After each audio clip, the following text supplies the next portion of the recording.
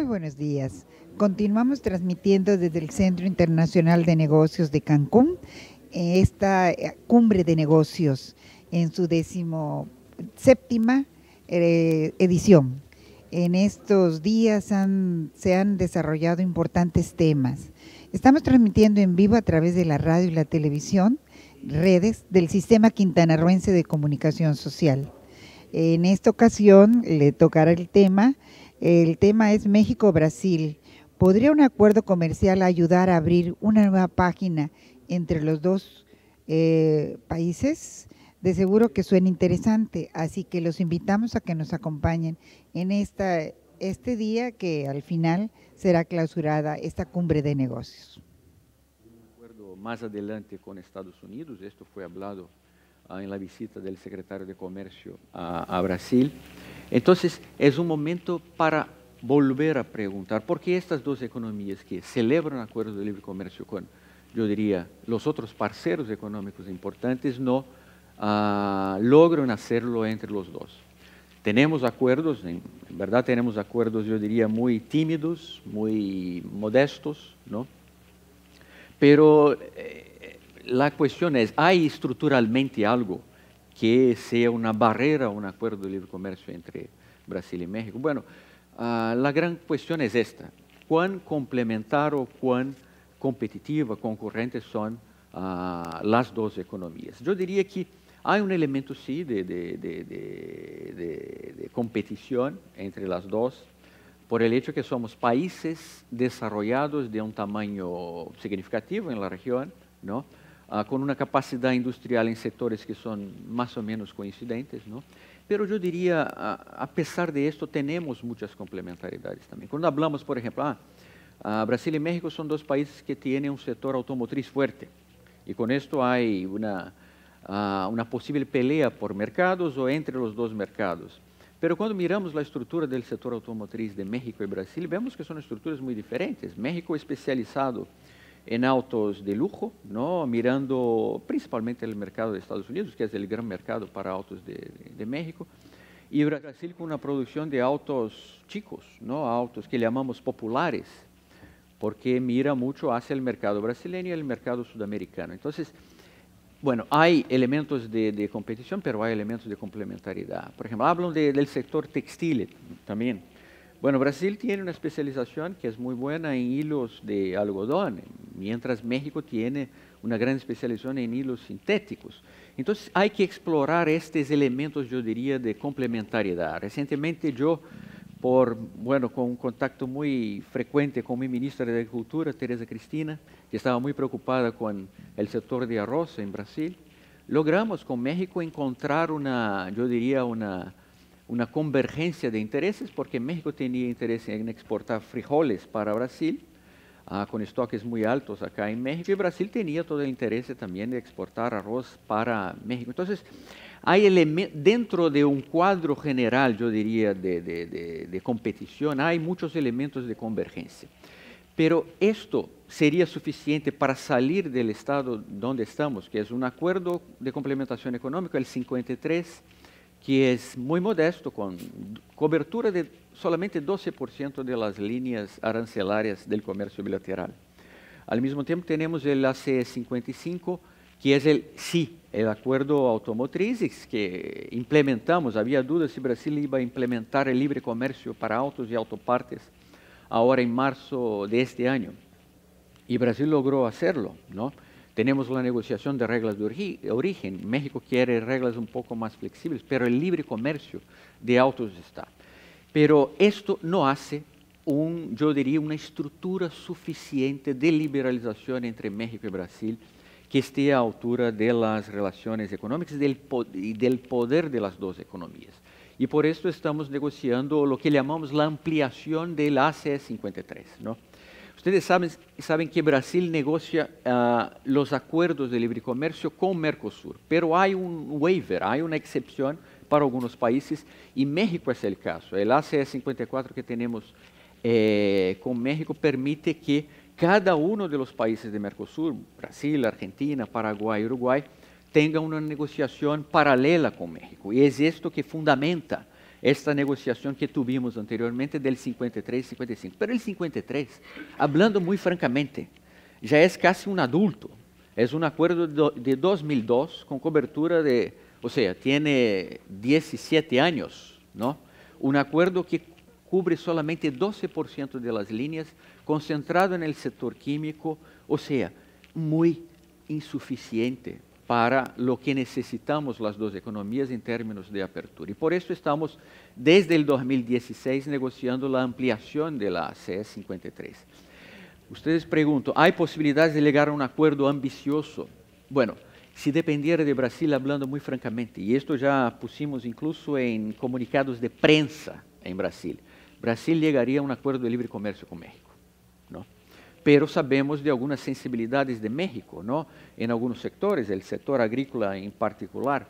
Y la visión de Brasil es muy francamente, ¿no? No queremos ahí, sabemos del trauma, también hablando muy francamente, que fue la apertura del sector de agricultura de México cuando hubo la implementación del NAFTA, ¿no? Y Brasil, y en este aspecto, ¿no?, de agricultura, yo diría, Brasil no es concurrente de México, Brasil es concurrente de las exportaciones de Estados Unidos a México, ¿no?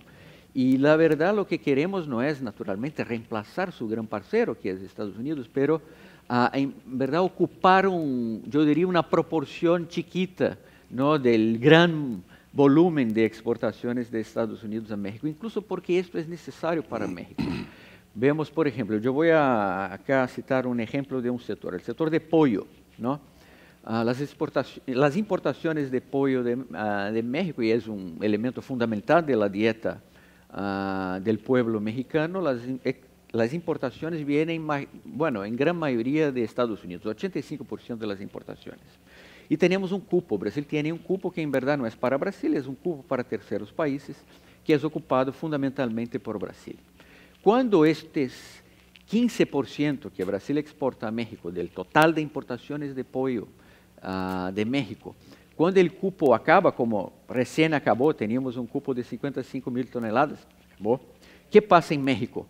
El precio del pollo inmediatamente sube 10-15%, como ha pasado. Entonces, no es una cuestión solamente del interés de Brasil de exportar algunos ítems a México, y no es solamente la cuestión de saber cuál es el margen de negociación de México para abrir un poquito a Brasil, en relación a todo el volumen de importación de Estados Unidos. Es una cuestión incluso de, yo diría, ¿no?, de mantener la inflación controlada en México, de permitir el acceso a alimentación de buena calidad y de buen precio al pueblo mexicano. Entonces, hay una serie de elementos, ¿no?, que permitirían y van a permitir, yo estoy confiante, al llegar a un acuerdo ampliado, el 53, en áreas donde Brasil y México pueden abrir recíprocamente sus mercados, que hace que, bueno, yo tengo la expectativa, no sé si el año próximo, en una reunión como esta, ya podríamos decir,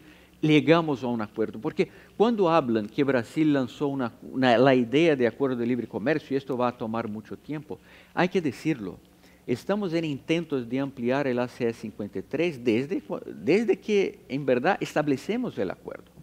El esfuerzo más fuerte se ha hecho en los últimos 2 años y medio. Y sabemos que el año pasado fue un poco complicado porque México estaba muy concentrado en la negociación del nuevo NAFTA, del TEMEC. Y esto, yo estaba cuando el presidente Peña Nieto dijo al presidente Temer en Puerto Vallarta el año pasado, tenemos que esperar un poquito porque estamos por finalizar la negociación y ahí volvemos a avanzar con Brasil. Pero ahí tuvimos la cuestión de la transición de los dos gobiernos. Pero la transición pasó y ahora es el momento de la oportunidad de aprovechar el hecho que tenemos 2 nuevos gobiernos. Yo diría, Brasil con un gobierno claramente no inclinado a acuerdos de libre comercio, porque Brasil sale de su posición anterior ahí de retraso en relación a esto, y México, las señales que recibimos es que el acuerdo con Brasil es un elemento ahí como prioritario también para la agenda comercial de México. Entonces, yo diría ahí, resumiendo ahí, la respuesta es que hay dificultades, hay problemas, yo diría, no estructurales, hay elementos de competencia que generan algunas barreras a la negociación, pero en términos generales es una gran oportunidad, ¿no? Incluso en este momento donde las economías internacionales están, bueno, ahí, ¿no? Con problemas, yo diría, claros, tenemos ahí la posibilidad de una recesión en Estados Unidos el año próximo, tenemos, yo diría, conflictos comerciales muy importantes en el mundo. Entonces, que México y Brasil dieran un buen ejemplo, ¿no? Y utilizaran la negociación justo para, bueno, impulsar sus economías sería muy importante. Entonces, esa es mi respuesta preliminar, Luis. Sí. Gracias, gracias, Mauro. Déjame hacer yo creo que tú comentaste algunos temas importantes, o sea, aquí hay complementariedad de algunos sectores y hay que evaluar caso por caso. El tema, por otro lado, cuando miramos el tema del acuerdo de libre comercio, y creo que tomamos a México, o sea, el país que tiene el mayor número de acuerdos comerciales, Brasil, por otro lado, es una economía mucho más cerrada sobre la perspectiva de acuerdos comerciales. Entonces, es un país mucho más cerrado. Quería aprovechar para ver sobre la perspectiva económica y Eduardo, si puedes hacer un poco tu visión de esto y la visión sobre dos perspectivas, uno sobre macroeconomía, pero también sobre la visión de inversionistas, ya que representas una banca de inversión muy relevante también y tienes el termómetro ahí o el pulso de lo que pasa con los inversionistas. Entonces, gracias. Yo voy a empezar pidiendo que me disculpen, pero yo voy a hablar en inglés, porque al contrario del embajador, mi portuñol es horrible. Entonces, en inglés. I think that the initial remarks that the ambassador made are very to the point in terms of what my view is of the potential for trade and financial investment integration between Mexico and Brazil. Sí, era entre México y Brasil. De hecho, es un punto muy prometedor para la diplomacia comercial y para iniciativas por individuos y señores de negocios, personas de negocios. Es una historia de caso por caso, no es factores estructurales amplios que solamente sin intervención humana, políticas deliberadas, llevarían a integración fantástica entre estas dos economías. Primeramente, por su distancia y sus tamaños se comparan a las economías de otras partes del mundo, pero no se sugiere que serían socios muy importantes del comercio. Esa es una realidad. Son economías muy grandes en el contexto latinoamericano, pero no son tan grandes comparadas a las economías más grandes del mundo. El empuje gravitacional, que siempre es importante para las relaciones financieras y comerciales, termina favoreciendo cualquier economía que sea más grande, más cercana o en algunos casos ambas.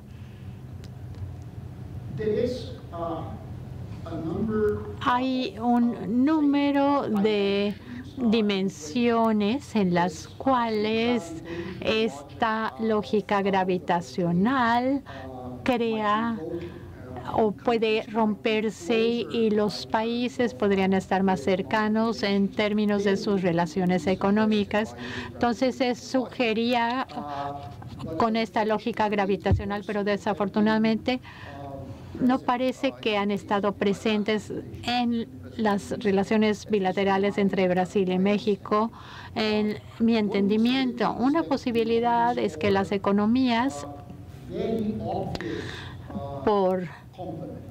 son complementarios, obviamente, en formas históricas. En una economía tiene lo que la otra necesita y viceversa, y esto lleva a oportunidades más grandes de comercio, aunque Brasil tiene un número de complementariedades obvias con México, también tiene estas complementariedades con México, más si México se considera solo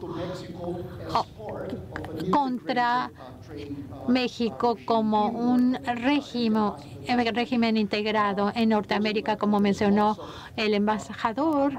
Hay muchos productos agriculturales que Brasil podría vender muy bien, mucho más a México, pero no lo hace porque México está integrado a los Estados Unidos y estas complementariedades se diluyen por la presencia de un competidor que está tan cercano y mucho más integrado a la economía brasileña a través de los años. Otra dimensión que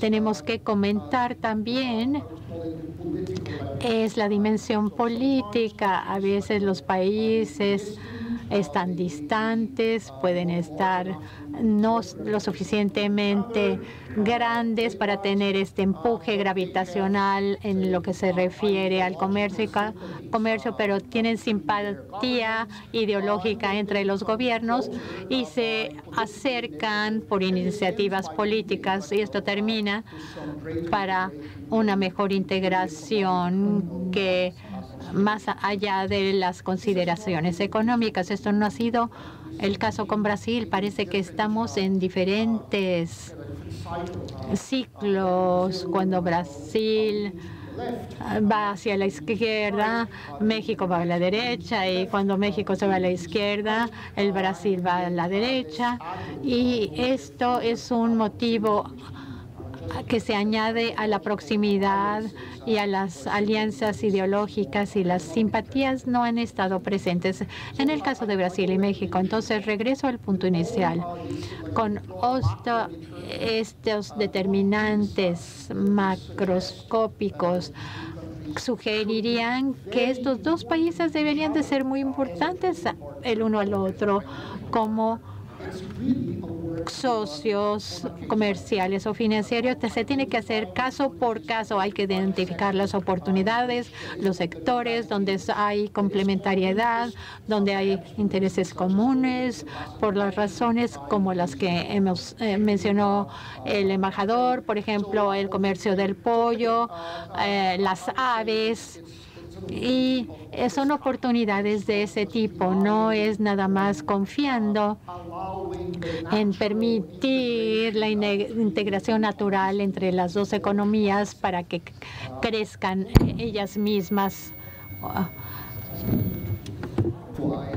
Y por lo tanto, las oportunidades para los brasileños para invertir en México y los mexicanos para invertir en Brasil.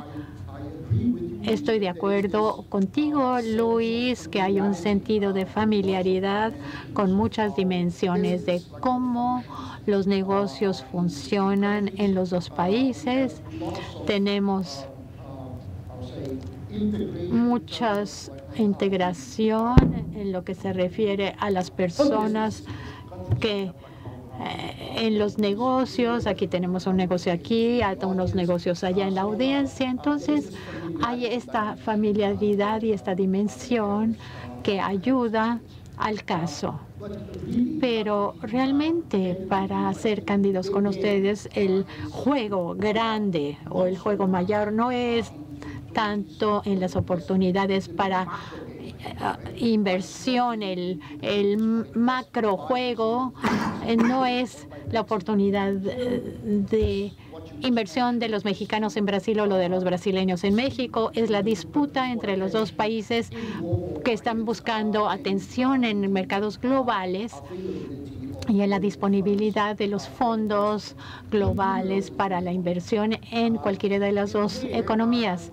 Y ahí yo diría que hay un juego más grande en términos del tema, que no es simplemente la inversión definida ampliamente, sino la inversión en segmentos específicos de estas economías donde ambas necesitan una gran cantidad de inversión. Y estoy pensando en la infraestructura, la logística.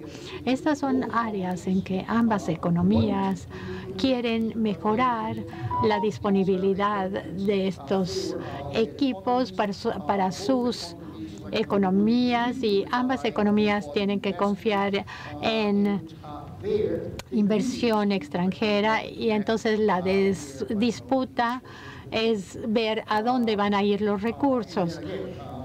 Y de nuevo, ahí es una cuestión de cómo los inversionistas globales van a ver la perspectiva de crecimiento de las economías y de los servicios que van a proveer sus inversiones, pero también la estabilidad del medio ambiente regulatorio en los dos mercados.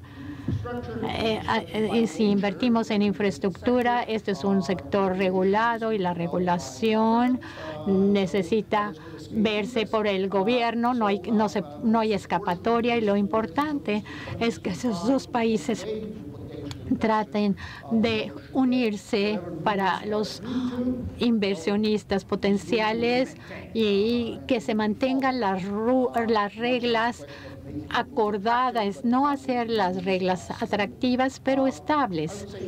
Yo creo que ambos países necesitan trabajar para mejorar esta sensación, y se ha hecho algo, ha habido algo de progreso en décadas pasadas, pero todavía no hemos llegado al mayor progreso. Siempre se nos pregunta esa pregunta: ¿qué tan estable es el medio ambiente regulatorio para que yo esté seguro que pueda yo actuar? La línea de oro para buscando espacio para invertir es cierto que los hábitos de los inversionistas si digo yo tengo 100% para poner en un cierto lugar y algo para Asia, y hay una cubetita pequeña para Latinoamérica, esta cubeta que no varía en tamaño. Entonces, las economías como las de Brasil y de México mejoran sus medios regulatorios y sus prospectos y se vuelven más atractivas para las inversiones de infraestructura, y entonces no van a estar entonces esto va a continuar y esta cubeta, digamos, se va a crecer. Entonces a veces la cubeta es tan pequeña para iniciar que es muy fácil aumentarla. Si esto fuera enorme, si Latinoamérica ya tuviera una participación enorme como destino para inversión, aumentar sería difícil, pero la cubeta está muy pequeñita, entonces no es tan difícil aumentarla. Probablemente lo que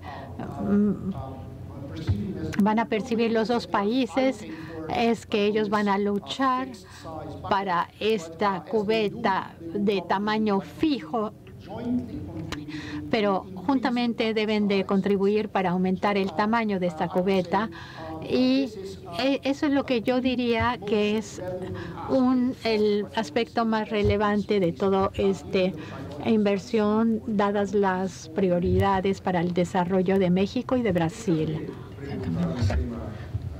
Let me ask a question to two people who will ask investment, you, Eduardo, and also to Juan Carlos. Do you believe that Mexico is Latin America, or do you think Mexico is North America? Because this is another... Donde queremos y donde podemos estar parados. Entonces me gustaría escuchar un poco de Juan Carlos, que vivió los dos países mucho. Y la pregunta es, ¿cómo ve Nestlé? ¿Nestlé ve México como Norteamérica o como Latinoamérica? Y tú que has vivido los dos lados, o sea, ¿competimos por lo mismo, por la inversión o no? yo creo hacer un poquito de contexto. Cada vez que yo trabajé en un país, siempre leí antes de llegar el libro de tercer año de primaria de historia y de geografía de cada país, porque eso me ayudaba un poquito a orientarme en los contenidos y en los valores y las creencias que cada sociedad tiene. Y eso es realmente importante de considerar. Todo el mapa geopolítico de este continente está comandado por los dos carros jefes que son México y Brasil, 75, depende de qué sector, 80% de la economía. Si estos dos carros jefes no funcionan, América Latina no crece. Y la mala noticia es que si hoy comparamos América Latina con el resto de los continentes de los últimos 20 años, pues nuestro performance es de tercera división. Entonces, hay que hacer algo fundamentalmente importante en los dos países para que arrastre y lidere toda América Latina. En 1494 se firmó el Tratado de Tordesillas en Valladolid entre Juan I y la corona española, y eso tiene mucho a ver con todo el esquema geopolítico que hoy existe entre los dos países. Quiero terminar con este tema que no tiene nada que ver con Nestlé. También creo que con los liderazgos actuales que existen en los dos países, la labor de los negociadores es todavía más difícil por el tono y por la visión de cada uno de cómo perciben el planeta, ¿no? Y de cómo perciben la sociedad. Yo entendí un poquito en Brasil dos desafíos importantes, la complejidad fiscal y la complejidad regulatoria. Es un país hiperregulado e hiperfiscalizado. Y es un costo país alto.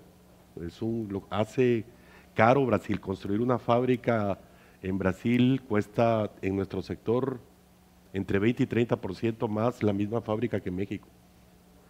Entonces el incentivo para que el inversionista venga e invierta aquí tiene que ser básicamente consumo interno, por lo menos en el sector de alimentos y bebidas. Es muy difícil, los precios por kilo de los alimentos y las bebidas son muy bajos y la logística es muy lejos. Salió hasta en rima esto, ¿no?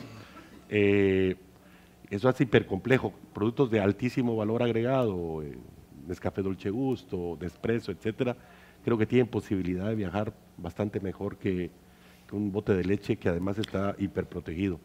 Yo quiero ir al tema que tú mencionaste, el tema de la regulación. Regulaciones claras y estables, creo que fue lo que mencionaste. Y cuando yo veo las regulaciones otra vez en el sector alimentos y bebidas en México, y eso está pegado a la pregunta que tú hiciste al principio, Luis, está más pegado a las tendencias en Estados Unidos que a otra cosa. Entonces, si tú ves regulación está muy pegada a FDA, a ese tipo de cosas. Cuando tú vas a regulaciones en Brasil, está mucho más pegada a las tendencias en Europa. Y eso hace que vayas por dos caminos diferentes en la definición y de estándares y en la definición de productos y de fórmulas, lo cual aumenta muchísimo la complejidad, no solo desde el punto de vista logístico, sino desde el punto de vista operacional para generar más intercambio. Yo veo más una oportunidad de complementariedad en algunos sectores muy específicos, carros pequeños. Yo creo que camiones, Brasil es impresionante comparado a casi cualquier otro país del mundo. O sea, tecnologías cuando uno va a Mato Grosso y ve cómo trabajan la soya allá, las eficiencias que se logran en el campo, los drones volando, pues sí, parece ciencia ficción, ¿no? Pero es verdad, o sea, Brasil es una potencia agraria cada vez más competitiva. Hace un año probablemente se convirtió en el productor de soya más importante del mundo, primer productor de suinos, de naranja, de café, de azúcar, y siga, o sea, y hay 7, 8 productos de proteína. ¿Y quién es su gran competidor? Pues el gran socio de Estados Unidos. El gran socio de México, perdón, que también produce soya, también produce maíz, con otras reglas del juego, con subsidios probablemente diferenciados. La deficiencia en Brasil está en la parte logística, que es desde la salida de Mato Grosso hasta Santos, que ahí hay un problema de desperdicio bastante importante. Pero es verdad que los caminos son un poco diferentes, la composición es un poco diferente.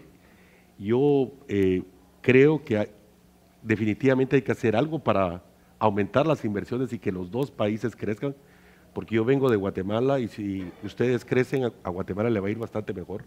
Entonces, no necesitamos hacer nada, o sea, solo pegarnos a los carros jefes. Yo nací allá,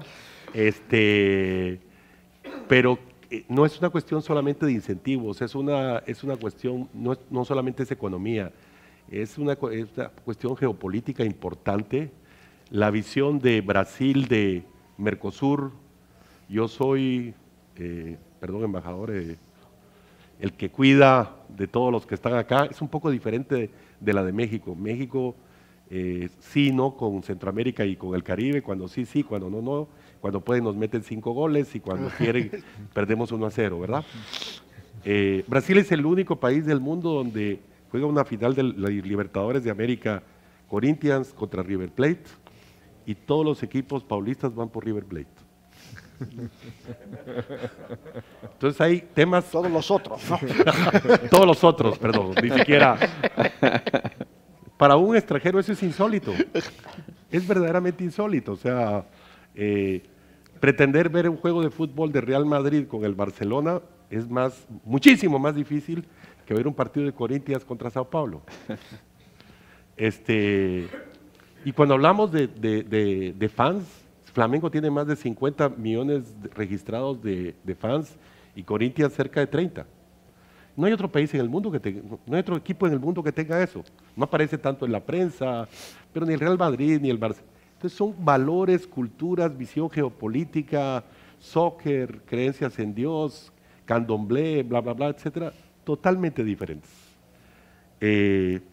Pero creo que hay oportunidades que hay que explorar. Yo creo que todo este mundo normalmente estamos pensando en intercambio comercial de activos que podemos tocar, ¿no? Activos fijos o donde tenemos alguna ventaja competitiva, pero yo creo que todo este mundo de la digital, de la dematerialización de la economía, deben haber bastantes oportunidades. Yo no soy un experto en el tema y creo que lo que sí hay en ambos países es el capital y el talento para liderar y hacer pasar y concretar las iniciativas que se tomen. Esas son, yo creo, las dos variables más importantes, que sin esas dos nada funciona. Hay plata y hay talento. Solo una pregunta, Juan Carlos. Para efectos de Nestlé, ¿México compite con Brasil para inversión? ¿Y Nestlé ve más México como Norteamérica o como Latinoamérica? Mira, hasta el año pasado, ¿no? Tal vez cambió los últimos. Nestlé no es una compañía global, Nestlé es una compañía local. A diferencia y estamos en la comida, y la comida es local. Y la comida tiene que saber bueno y tiene que tener el gusto local. Entonces, exceptuando pet food y alimentos infantiles, por dos simples razones. Ni los bebés, ni los perros, ni los gatos tienen opinión sobre el gusto de la comida. Todo el resto de los seres humanos tienen opinión sobre el gusto de la comida y de la bebida. Y por lo tanto el enfoque y el desarrollo de nuestras fórmulas y productos están enfocadas en la inmensa mayoría de las veces, principalmente en estos mercados donde hay un mercado interno suficiente como Brasil, México o Estados Unidos, en consumo interno. Hay excepciones. Fórmulas infantiles, por razones obvias, pet food, que ya hablamos por razones obvias, productos de altísimo valor agregado donde queremos fórmulas únicas, Nespresso, Nescafé, pero leche ni hablemos, o sea, comerse un chocolate, ustedes conocen nuestros maravillosos chocolates Garoto, que el CADE nos ha hecho el favor todavía de no aprobarlo, tiene un sabor totalmente diferente al perfil el chocolate brasileño, es un chocolate mucho más ahumado, perfil del chocolate mexicano es un chocolate mucho más norteamericano. El chocolate, Fausto trabajó allá, así que conoce mejor esto que cualquiera. El chocolate fino brasileño parece más europeo. Entonces las inversiones están fundamentalmente dirigidas. Ahora, yo sí creo que podrían venir inversiones a México para exportar a Estados Unidos. Yo creo que eso es, hace muchísimo, la frontera está cerca, el transporte es relativamente competitivo, la logística existe, o sea, es simplemente cambiar de carreta, pero Brasil está muy lejos para el resto. Okay. Muy rápidamente, Eduardo, ¿cómo tú ves el tema? ¿Somos Latinoamérica o somos, para los inversionistas, somos Norteamérica o somos Latinoamérica? México, los dos, ¿no? I think it's both. It's very hard, like, to make a choice between these two sides, Luis, because in terms of, say, economic integration with the U.S. And all the examples that we just gave, I mean, like, the integration of the economy makes it integral part of North America. So it's not just some afterthought. But it's a Latin country, right? So the cultural background is Latin American, and the political structures are clearly Latin American. So I think that we have to bridge this. Tendríamos que estar en los dos campos. Let's open, because there are many people with experience here, so let's open the floor for questions and answers. So Carlos is going to be the first. And they're fighting between Carlos. Carlos levantó la mano primero. Por favor, Carlos Eduardo, preguntas fáciles. Sí. Como siempre. Mira, yo quisiera levantar una probabilidad para ver si esta relación entre México y Brasil pudiera ser de cara a futuro diferente de lo que ha sido en el pasado, en donde, como bien el embajador nos explicaba, pues esta situación de más competitividad que de complementariedad, por un lado, aunada a una dimensión geopolítica importante, realmente no ha permitido que haya un avance en esta relación bilateral económica, donde ambos países buscan un poco su hegemonía, si se puede decir, y su ventaja en esta negociación. Entonces yo me he puesto a pensar y decir, bueno, ¿qué no sería más fácil en vez de buscar una negociación entre México y Brasil, de buscar una integración entre Mercosur y Alianza del Pacífico? Si lográramos eso, en el fondo habríamos logrado la gran ambición de una zona de libre comercio en América Latina, que sería mucho más allá que la pura relación bilateral México-Brasil. Entonces, quizás desatorar esta dimensión histórica en la relación bilateral e ir a un nivel superior, donde han avanzado ambos países, uno dentro del Mercosur y otro dentro de la Alianza del Pacífico, y buscar que sean estos dos verdaderamente la base de lo que podría ser una negociación mucho más ambiciosa. Con la pregunta es muy fácil, yo creo que Mauricio. Gracias, Carlos. Bueno, hablando muy francamente, este es un camino que intentamos también, ¿no? En verdad, en 2017 Brasil intentó hacer una cumbre Mercosur, Alianza del Pacífico, no fue posible en ese entonces, porque Brasil como presidencia del Mercosur, y tenemos la presidencia que cambia cada 6 meses, no intentamos hacer esto, y apoyamos mucho la iniciativa de México de hacer la cumbre acá en Puerto Vallarta.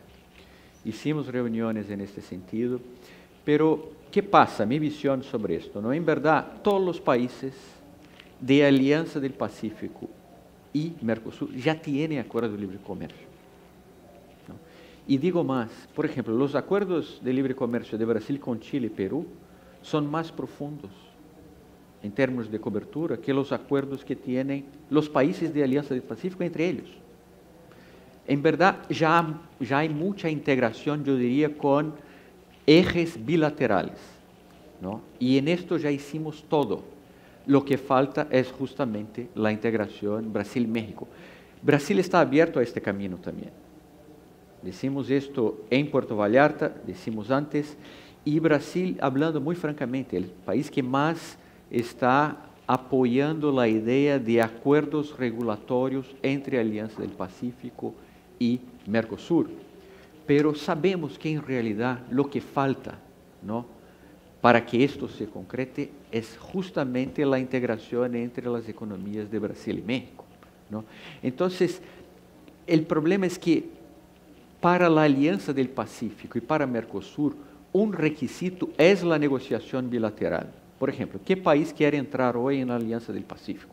Es Ecuador. Pero ¿cuál es la condición para Ecuador entrar? Necesita acuerdos de libre comercio bilaterales con los otros 4 países de Alianza del Pacífico para que sea parte de Alianza del Pacífico. Entonces, incluso este es un momento interesante porque México estaba en negociación con Ecuador o podría estar en negociación con Ecuador, pero esto de la crisis en Ecuador generó un conflicto que yo diría, ¿no?, hace las cosas un poco más difíciles para esta ampliación de Alianza del Pacífico. Entonces, Carlos, en verdad este camino para Brasil está abierto.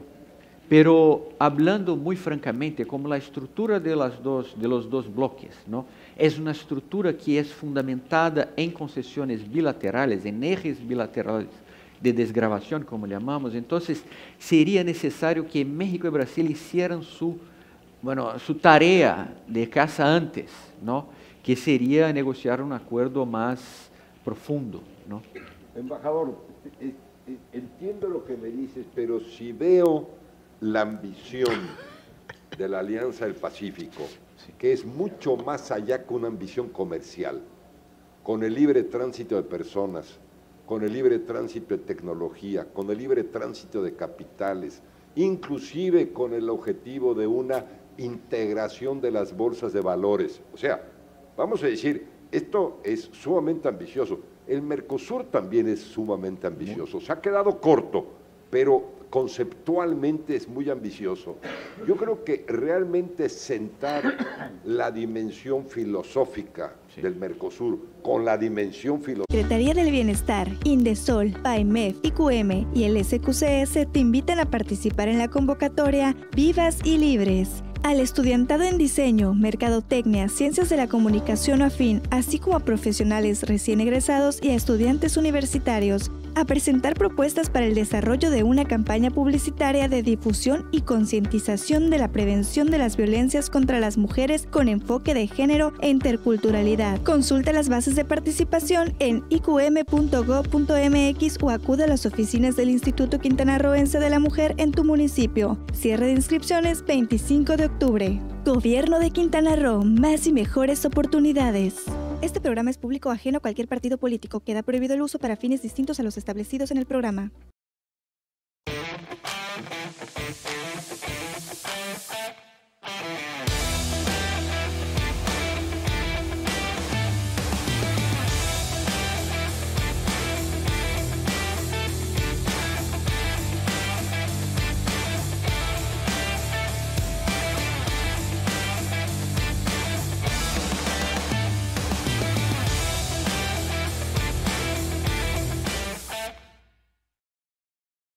Más y mejores oportunidades para todos. Gobierno del Estado de Quintana. Soy el verdadero mexicano. Soy el que exige, el que ayuda, el que busca hacer bien las cosas, el que avanza sin necesidad de transar, el que no se corrompe por más que lo intenten, el que sigue creyendo en México. Somos los verdaderos mexicanos. Tenemos el poder de cambiar las cosas. Consejo de la Comunicación, voz de las empresas. Pues antes el servicio del agua potable no tenía mucha presión, pues tiene muchos años que no nos habían cambiado las tuberías. Sí, es un poquito complicado el cierre de tráfico, el polvo, todo, pero es un beneficio que a grandes rasgos va a beneficiar a cada uno de los ciudadanos de nuestra colonia. Vale la pena porque vamos a tener un mejor líquido, Pues qué bueno que CAPA tome las cosas como debe ser para mejorar el servicio. Ahorita tiene más presión el agua, sale más clara. Pues yo le pediría a la ciudadanía en general, en donde se están llevando a cabo las obras para mejorar el suministro de agua a través de CAPA, pues que tuvieran un poquito de paciencia. Al final del camino es a beneficio de nuestros hijos, es a beneficio de la niñez. Por más y mejores oportunidades, avanzamos con CAPA. Más y mejores oportunidades para todos. Gobierno del Estado de Quintana Roo. Mi INE está hecho de las primeras voces que exigieron libertad de elección y de expresión. Está hecho de la fortaleza de quienes lograron sumar su opinión. Hecho del valor de quienes lucharon por la democracia en cada esquina. Mi INE está hecho de esas cosas del pasado que no queremos repetir y del futuro que queremos construir. Mi INE cumple 29 años de garantizar el derecho a elecciones libres donde todas las voces cuentan. Mi INE es lo que soy. Yo me identifico con la democracia. INE.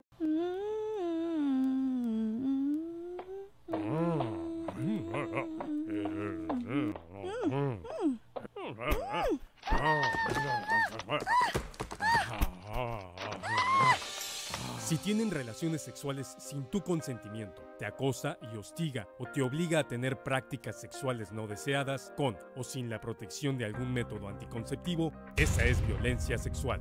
Detén la violencia en contra de las mujeres. Vive sin violencia. Centro de Bachillerato Tecnológico Agropecuario Cebeta 11. Formamos quintanarroenses en el contexto de la nueva escuela mexicana. Egresa en 3 años como técnico agropecuario, en ofimática o en administración para el emprendimiento agropecuario, de forma presencial o semipresencial. Tu futuro está en Avenida Insurgentes, sin número kilómetro 6, en Chetumal, Quintana Roo. Cebeta 11. Educación tecnológica agropecuaria de calidad en armonía con la biodiversidad.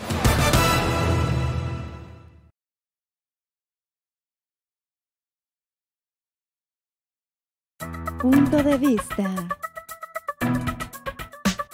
Álvaro, ¿qué te parece el punto de vista? El mejor punto de vista lo vamos a tener de los ciudadanos. Y por las redes para escuchar su comentario. Háganos llegar su opinión, es muy importante. Véanos en vivo todos los sábados de 10 a 11 de la mañana por radio, televisión y redes del Sistema Quintanarroense de Comunicación Social. Y la repetición el domingo a la misma hora. Toda opinión cuenta.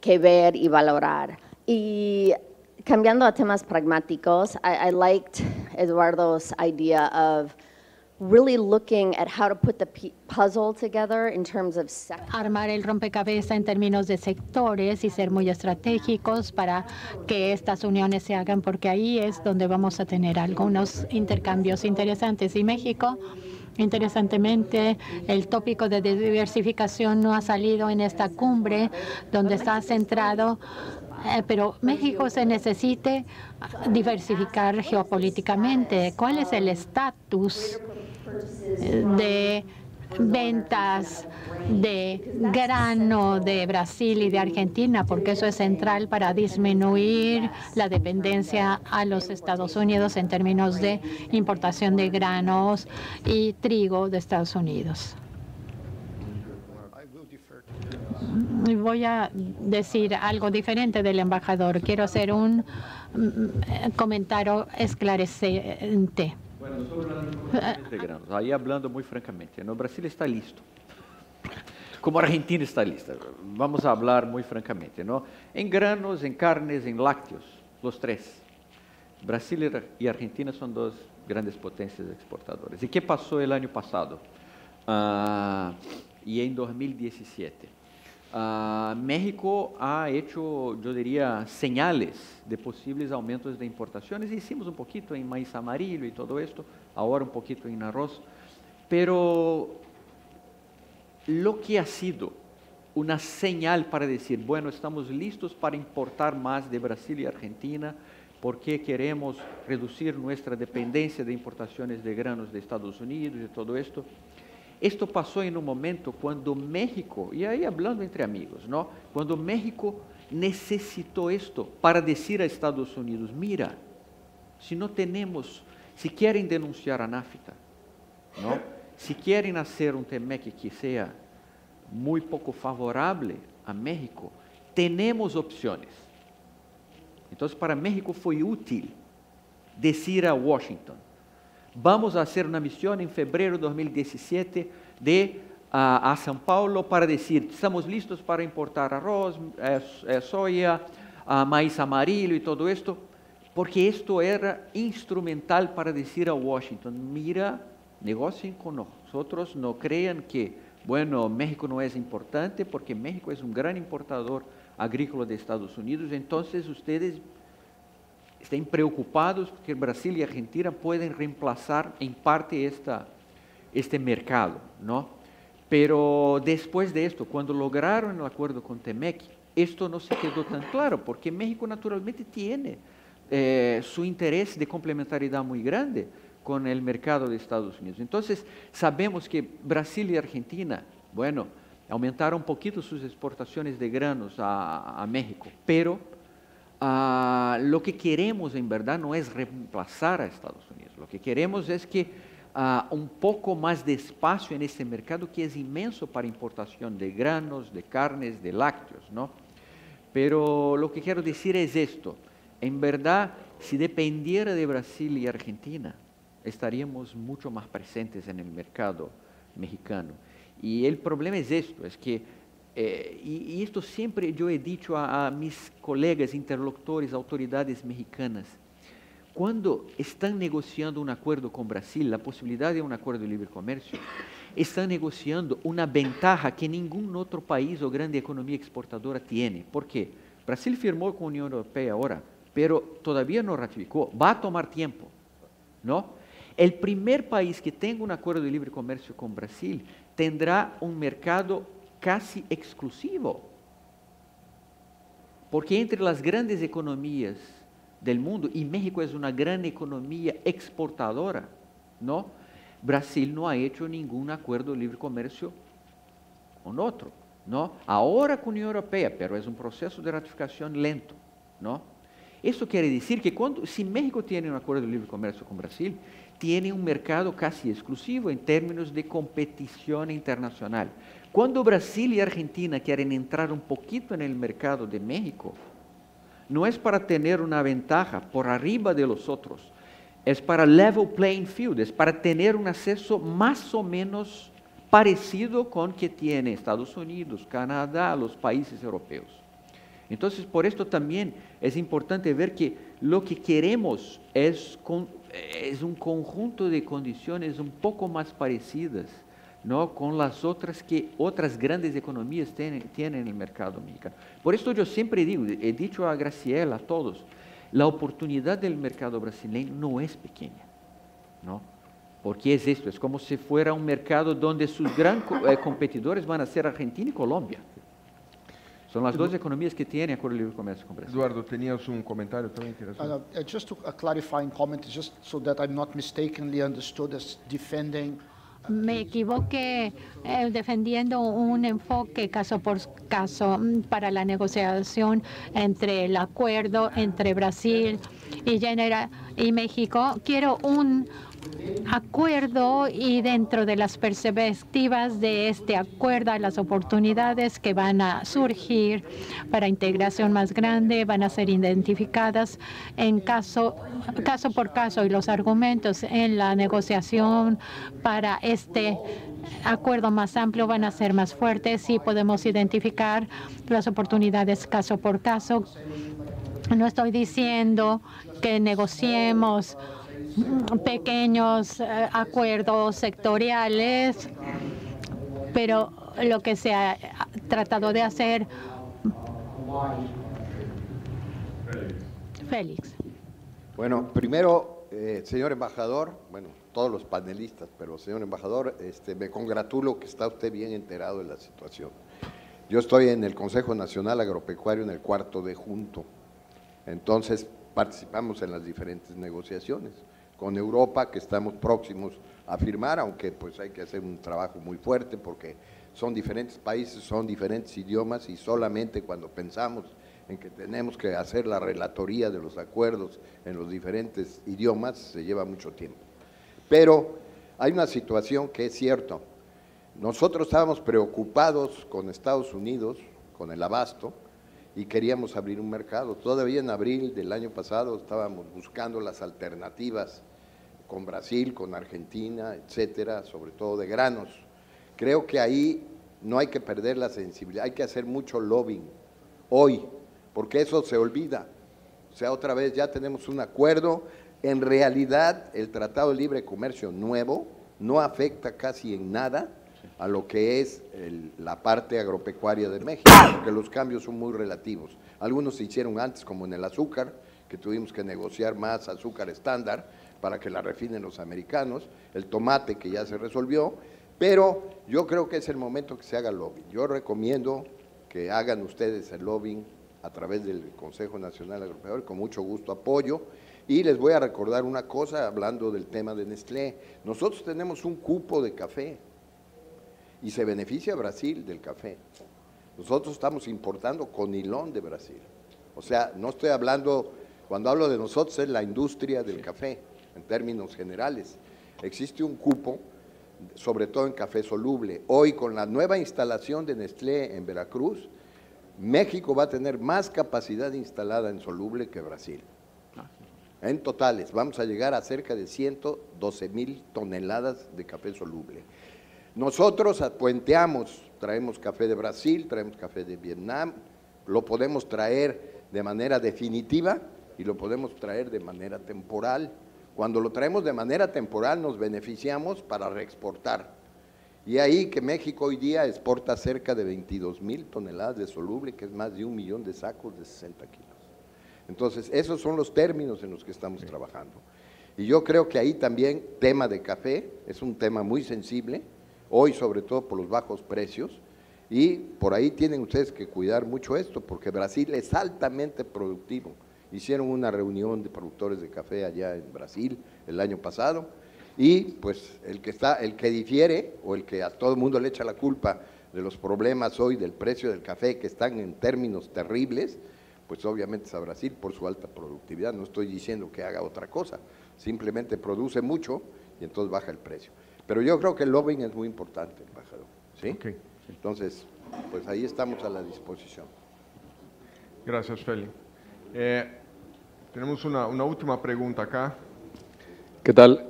Yo estoy en la Cámara Suiza de Comercio y a veces Brasil y México sí compiten pues, por inversión europea o suiza. Entonces me gustaría saber un poco más sobre el tratado, pues una comparación un poco entre el tratado entre Mercosur y Unión Europea, o Mercosur y EFTA, que también están pues firmado pero por ratificar, y en comparación con acuerdos entre México y Unión Europea o México y EFTA. Gracias. Bueno, son acuerdos muy parecidos. La cobertura de los dos acuerdos es alrededor 92, 93%, acuerdos de libre comercio plenos, ¿no? Pero sabemos que en el caso para Brasil, ¿no? La gran dificultad de acceso al mercado europeo es también la área agrícola, ¿no? Entonces, en este caso, la desgravación no es completa. Habrá restricciones cuantitativas, cupos, es el caso de carne, cuestión de lácteos también, pero esto es sensible de los dos lados, ¿no? Y en este sentido es muy parecido, me parece muy parecido con el acuerdo México-Unión Europea, incluso porque la Unión Europea tiene yo diría, su modelo de negociación de acuerdos de libre comercio con terceros países. Entonces son modelos parecidos. El gran interés, también hablando francamente, europeo en el mercado de Mercosur es el sector industrial principal. Hay también otros, vinos y otros, pero el gran interés es en el sector, principalmente en el sector automotriz, ¿no? Y esta fue, yo diría, la gran negociación entre los países de Mercosur y Unión Europea. Pero sobre el acuerdo Unión Europea-México, bueno, ahí no soy un especialista en este acuerdo, pero me parece que la renovación del acuerdo, el nuevo acuerdo, es una ampliación en términos de líneas tal vez del acuerdo anterior, pero sobre todo una actualización regulatoria, ¿no? La evolución desde de la negociación original, el hecho que, bueno, hay nuevas disciplinas, nuevos temas que fueron incorporados al acuerdo Unión Europea-México. ¿Sí? Para terminar, yo me gustaría de preguntar a cada uno de ustedes un poco. Yo creo que empezamos la discusión donde está la oportunidad y hemos hablado de algunos temas. Seguramente los acuerdos comerciales son fundamentales, pero me gustó mucho el comentario que hizo Eduardo también sobre el tema de los gravitational pull, que al final somos dos ahí, cómo juntamos esto. Un poco en contra de las leyes de la física, ¿no? Pero si tenemos que, entre estos dos pulls gravitacionales, si tenemos que cada uno hacer una o dos recomendaciones para explorar un poco más y sacar más provecho de esta relación, ¿qué recomendarían para el gobierno y para la iniciativa privada en términos de hacer con que los países puedan sacar más provecho y crecer la inversión, que sea más de 30.000 millones de dólares entre uno y otro y que sea más de 10.000 millones de dólares entre comercio bilateral? ¿Quién quiere decir? Yo veo, por ejemplo, el sector de educación en la dimensión de Internet en Brasil absolutamente desarrollado comparado a México. Yo creo que, y con las oportunidades de educación que existen en México, como en todos los países de América Latina, creo que ahí habría una oportunidad, un low hanging fruit, desde el punto de vista y capital brasileño, a invertir en México en temas de educación en línea. Para los que ustedes, para que se formen una idea, estamos hablando de compañías en Brasil que facturan más de $1 billón. O sea, no estamos hablando de negocios marginales. Y de México a Brasil, yo creo que en la parte de valor agregado de industria, de componentes, toda la parte de patentes que tiene gracias a la relación con Estados Unidos, yo creo que eso podría facilitar. Y la tercera pata que yo veo muy complicada es la parte regulatoria, que es fundamental, que ahí sí necesitan liderazgos que se alineen y energías que se alineen para facilitar la vida de los que generan los insumos, porque si no la complejidad aumenta mucho y los costos obviamente mucho. Ok. Eduardo? Well, agreeing with the points that Juan Carlos made already. Déjenme solo añadir algo un poco diferente. Yo llamaría la atención de todos ustedes a la transformación que quizá tome lugar en en el escenario de las inversiones en Brasil, con el fenómeno que está sucediendo mientras hablamos, que es una pierna adicional en el proceso de convergencia de Brasil en dos niveles que estamos viendo y no estoy hablando de políticas monetarias que cambien de un día a otro, de un punto a otro, sino que estoy hablando de la forma en que ahora se está estableciendo con estos niveles, ahora que no habíamos visto en mucho tiempo. Solamente para darles una idea del tamaño de este fenómeno, la tasa de 10 años típica en Brasil hace 3 años era de 18% por año.